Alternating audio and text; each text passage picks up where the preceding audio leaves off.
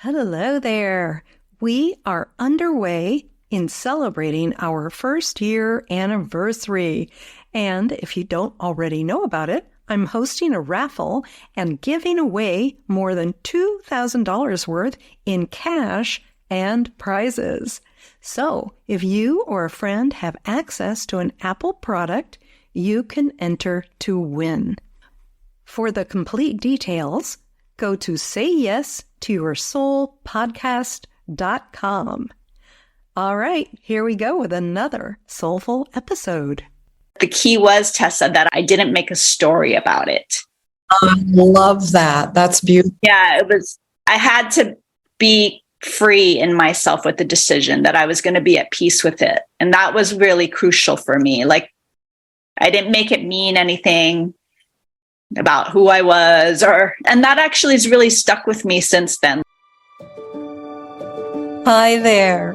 My name is Tessa Lynne Alburn. Welcome to Say Yes to Your Soul.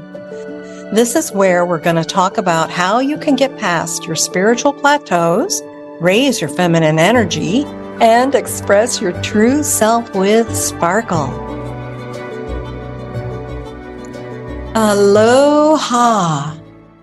Today I have a lovely woman who is here to enlighten us, to have some fun. I know for sure. She's always fun to be with and inspiring, creative. Her name is Dewi Maile Lim.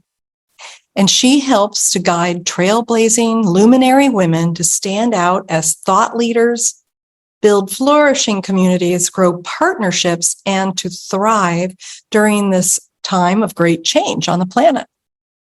And as a visionary artist and transformational coach, she works one-to-one and in groups, and she leads a lot of things online and in-person workshops as well. She does masterminds and painting vision quests. And Dewi is the founder of the New Earth Luminary and Rebel Heart Creatrix Mind.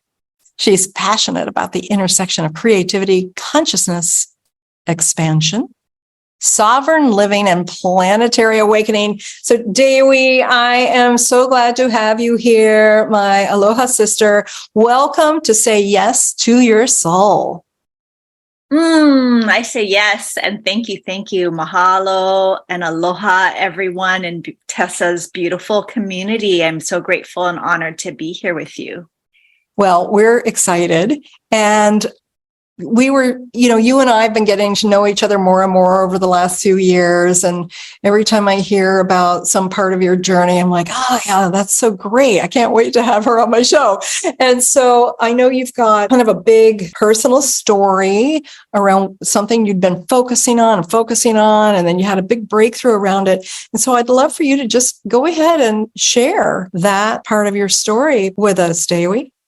Yes. So I'm originally born and raised in Hilo, Hawaii, and that is where I'm currently based. And I did live for about 20 years off island, first in California for college. And then I wanted to live in a big city, and I chose New York City. And through that time of living in New York, I was actually even bi-coastal. I did my first spiritual training through a university called the University of Santa Monica, and I got my master in spiritual psychology in 2004. And I was one of the younger people at the time in the group. I was in my 20s. And shortly after that, or during the time of that program, it was really an awakening, a time of awakening for me, one of my awakening times. And I met a spiritual teacher in New York City through a friend who she realized she had anger issues, and she started going to meditation, and she told me about the meditations, and I was like starting to get into yoga. And so I started going to this meditation center in New York. Fast forward, 13 years later, I was an ordained minister with that particular organization, and I had decided to join the seminary and get my master in divinity, which would have been my second master at this point with a spiritual focus.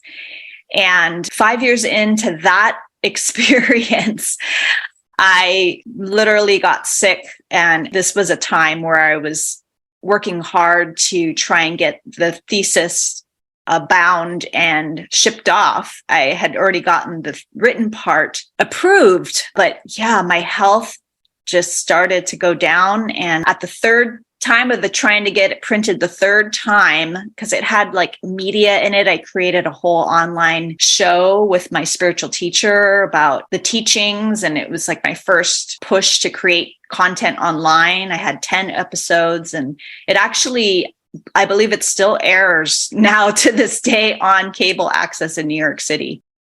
Oh my goodness, that's incredible. Yeah, that was a part of it. And so this thesis was the written part about this journey. So I'd already like basically got all of the content shipped, and it was already out there. And I realized, I took a break at that point because I was trying to get it done by the end of the year. I got sick. I took a break. And I realized in that process, when I was back home in Hawaii, because I would always come back for the winters, that my reasoning for finishing the program and finishing the degree was just because I started it and I should finish it. And there was a should in there that I became very aware of, like, why do I even want to do this? I didn't feel like I needed the degree. And so I decided to let it go. And I also let go with all of my involvement at the same time with the organization, and just decided to really take time to reassess my life. And so that became like a 4.5 year next phase of my life. I was in a relationship. As you were speaking just now, my eyes were tearing up because I understand the commitment and everything you must have been going through. First of all, to even choose something, right? To go to get your master's in divinity. Yeah. Where spirit is so active, and, you had to have been listening to yourself, and you're working with your meditation teacher and all these things, and then going through the struggle of the content for the thesis just over and over 3 times. That's a bit much. And then suddenly, though, somehow you knew, like, my heart's not in this. It's feeling like I should. Like, tell us more about that. Like, what were some of those signs, and what was that moment like for you when you were like, oh, it's a should? Yeah.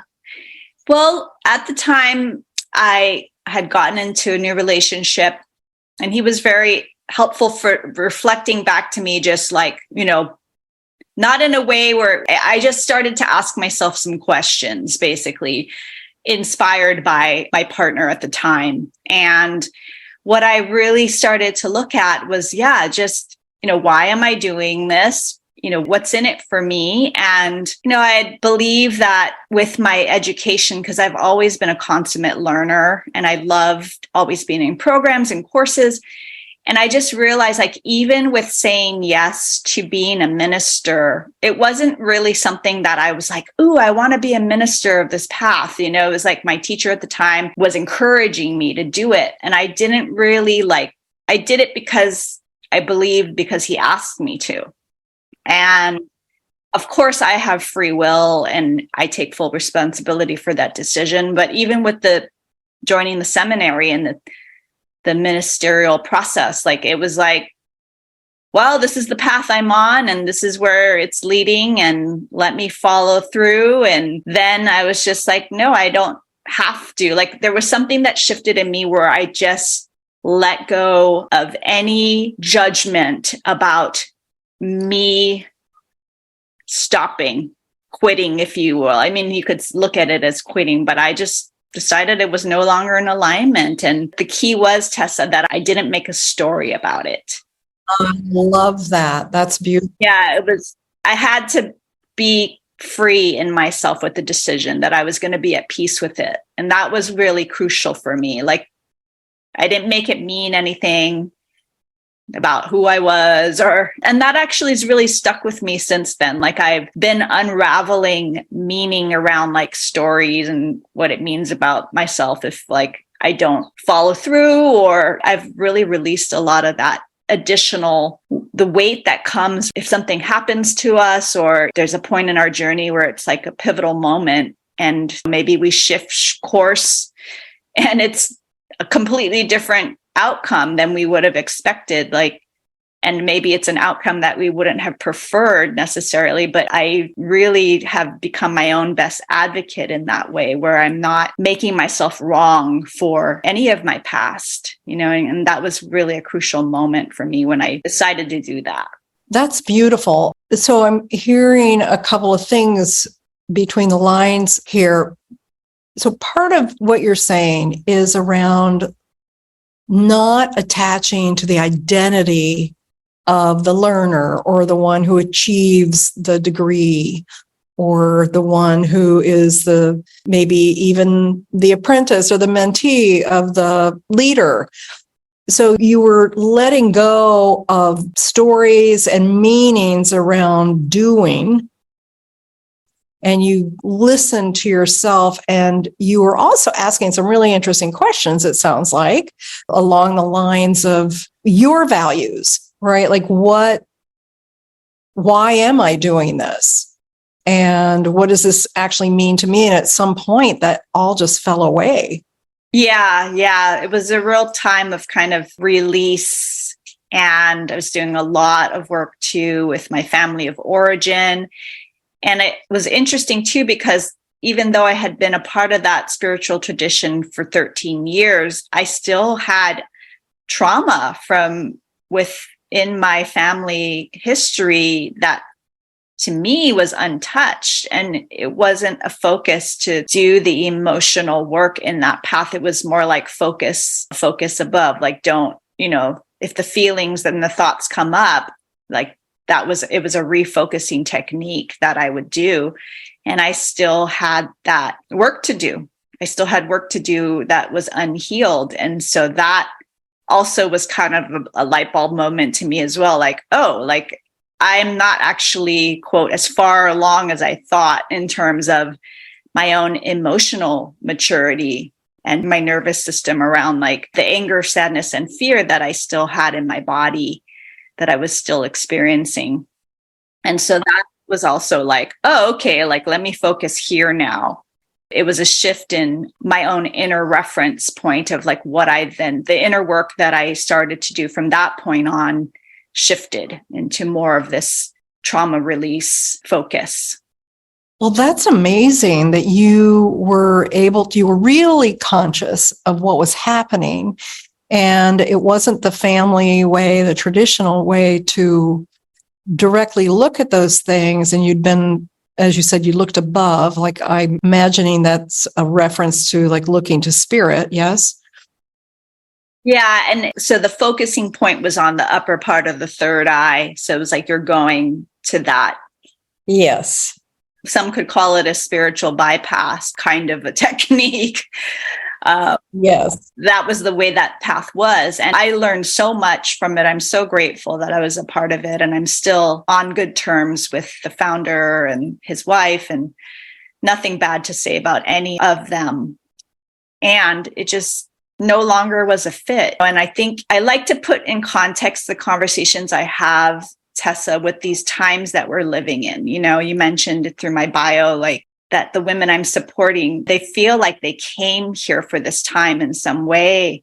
And so how that relates to where we are in my journey right now, in this moment with you in this conversation, Tessa, is like, I believe that it's like, if we have an inner knowing that something is off or that needs to be a shift or a pivot in our life, that we go for that. It's imperative that we follow that line of inspiration and that glimmer, because if we don't, we're coming from a place of attachment to our past identity. And we have the power in any given moment to like completely rebirth into this version of ourselves that could delight and surprise us, if we allow ourselves to be in that trust point. Even if you've done something for 20, 30 years one way, it doesn't mean that you can't shift in your whole reality, your entire focus. Yes.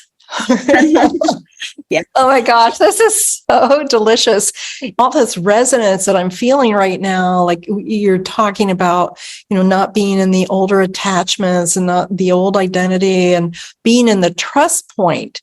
And something that you were referring to a few minutes ago was making me think about forgiveness. Oh, yeah. I love forgiveness. Yeah. And to me, that's really connected to being solid within a trust point, right? We have to be able to trust. And often one of the only ways to get to that place is through forgiveness. Would you like to add some things here around this?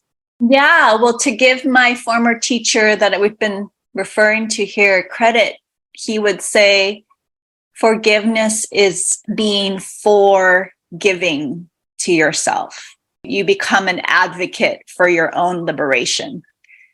And so those are my words. But that's how I see forgiveness, is like, if there's any, and that is the power of the present moment. Like sometimes that forgiveness act is what we need to do in order to be free in the moment, you know?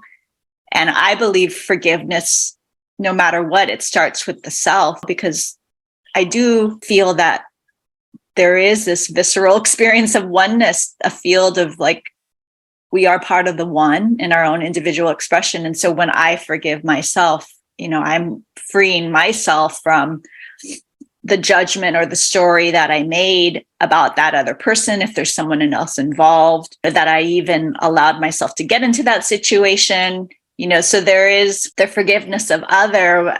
I totally believe it. We can get fully free just inside ourselves without even having to involve the other. And then from that point, we're able to then have that spaciousness. These days, I'm speaking to it as like returning to this place of divine innocence.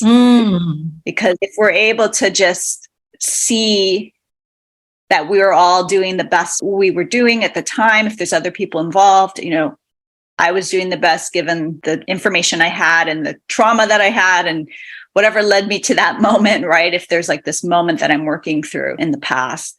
And so it allowing me to just let that go and start clean. It's like the remembrance of that innocent part of myself that's always been in grace. So that's where I've been taking myself and those that I work with to nowadays, you know, just to tap back into that field.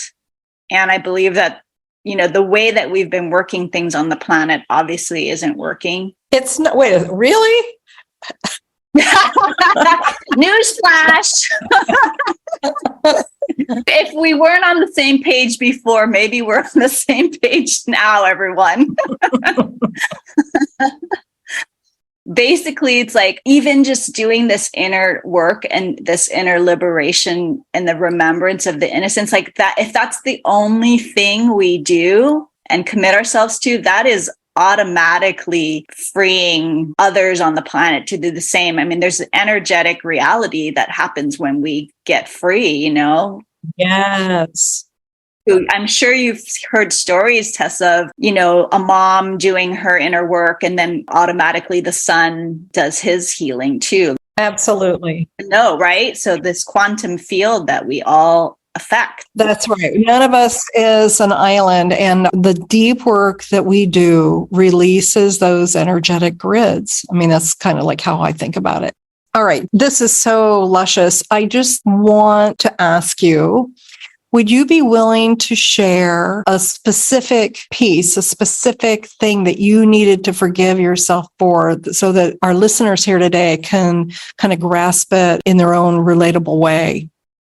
Well, something that's coming up that's a little bit of a different angle here was, and I might cry, with my dad. He was on his deathbed. This was back in 2015. And he was working on a project for 30 years, a coffee table book of flowering tropical plants, photography book. And I'd always been like a big cheerleader for him to complete the book. And then when he left his body, or right before that, he asked me, you know, I was like, Dad, do you want me to help you bring this book to life? And he's like, yes. So that was an agreement that I made with him. And here I am like 8 years later, and I haven't done the book. And the forgiveness piece came in, Tessa, where I just made it okay that, you know, he didn't leave me any funds to do this book. Like I couldn't do the book. I haven't been able to do the book up until now, and I haven't been willing to do the book. And it's just because I said I would with my dad. I had to forgive myself for, in that moment of like distrust, making that agreement with him, because I didn't, I was like, well, how are we going to get this done, Dad? Like, I was just like in that emotional state. And so I really had to do that inner work of saying, I forgive myself for judging myself for, in that moment, like, just point blank agreeing to this huge project that it was rough for me to let it go. And there's more to that story that I won't go into. A lot of people involved and a lot of people expecting this book. 8 years later now, I just found like this amazing print on demand. The technology for creating these types of books is much more user friendly these days. So like, I just found this tool. I had to let that go and trust that, like, if I was meant to do something with my dad's photography, like, I would come back to it. And so I had to do that forgiveness and let that agreement go with my father and forgive myself for not doing it too, like the judgment around like, I'm a bad daughter, or like, you never follow through on things, or whatever, that storyline that we can tap into to make ourselves wrong. And so that's a pretty like poignant, Yes. poignant one there for me. And now I am like 8 years later, like I said, I'm visiting the project. And so I found a way to make it much more cost effective. And, I can also work with my dad now and be like, okay, Dad, I'm going to do this my way. You're not here to guide the project, but I'm going to give your photos life and bring them to the world on my terms. I love that. So some people might say, well, you didn't let up on your agreement because you're going to do it anyway, but that's not what we're talking about here. What happened for you was you needed to forgive yourself so you felt free inside and not trapped by the burden of a promise made through high emotions.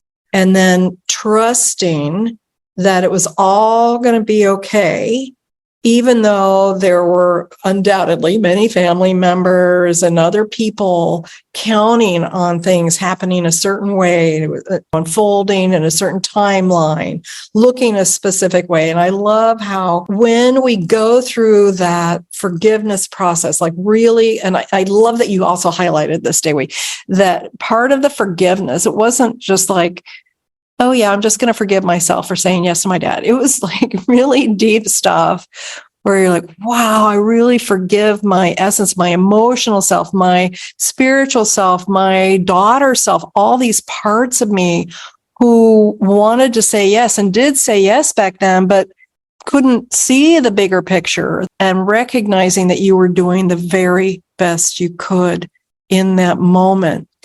And now you get to, because you've done all that release work, all that forgiving and finding that freedom inside yourself, now you can do it from an authentic place, not just from a role of trying to fulfill something for somebody else. Yeah, exactly. Thank you for breaking that down a little more and kind of seeing the nuances there. I agree. And it's, again, very similar, I think, underlying kind of energetic to the first story I told about the master's degree. It's like, where are we coming from with what we're doing? Like, is it from a place of shoulds and have tos? And because I said so in the past and I have to push through and get it done? Or is that really serving? What's the fuel source? My fuel sources in both of those experiences were, well, I said I would, and this is the path I'm on, and I'm almost ready to complete it, and why wouldn't I?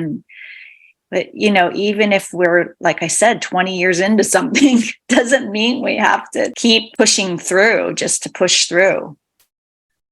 Absolutely not. I am in 100% agreement with you on that.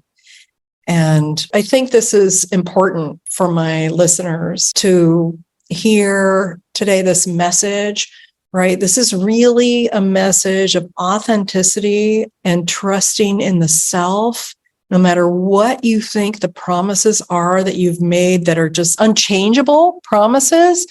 they are not. Everything can be changed, right? Yeah.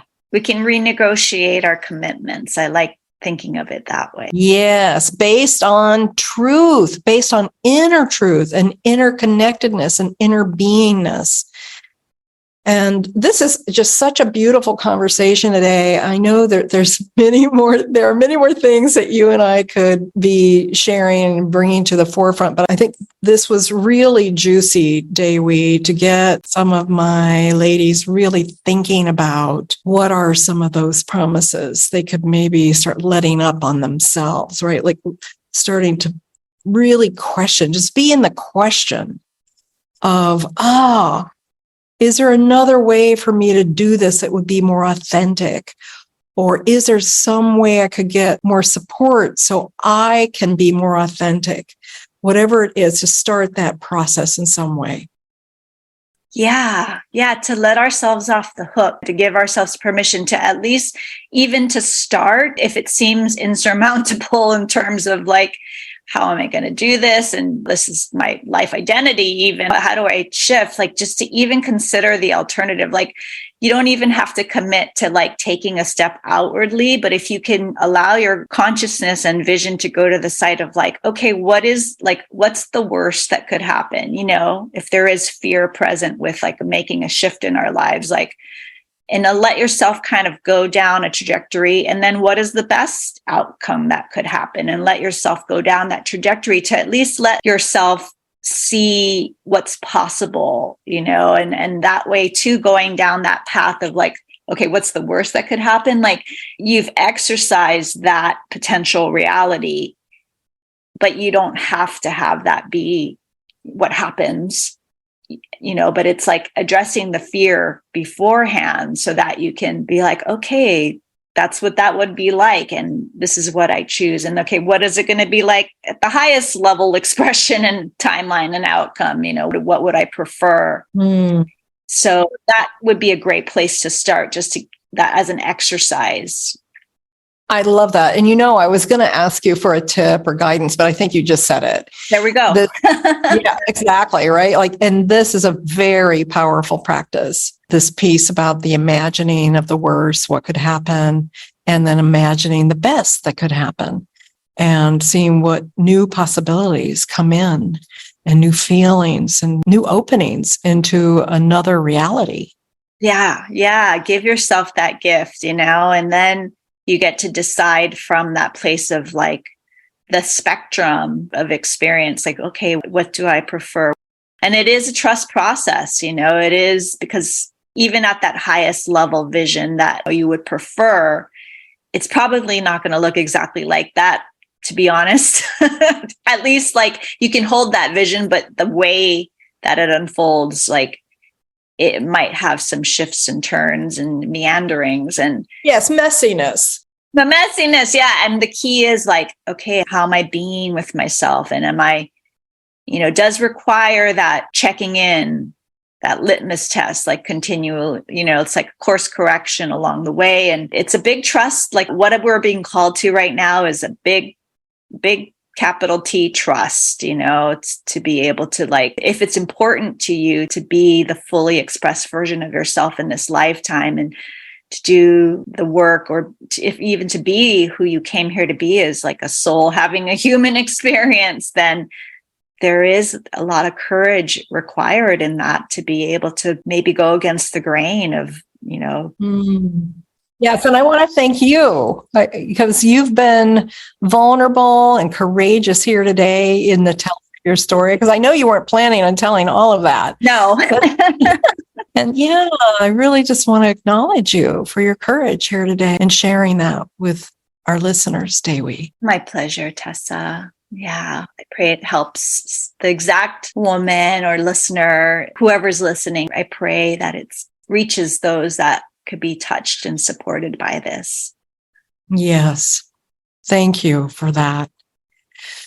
So, Dewi, how can our listeners get in touch with you if they'd like to connect? Yeah, so I love connecting. Tessa knows this about me, with women who feel like they came here for these times, there's like some inner nudge or awareness that you're here to be a bridge builder in some way, that you're aware that this is an awakening planet. And so coming back to the self is the way that we're going to need to get through this. The time of the outer guru is, I believe, no longer. It's really, we need to become our own that for ourselves and to source from that intuition and inner knowing. And so I have a free gift that can assist you to do this. And it's actually a play shop.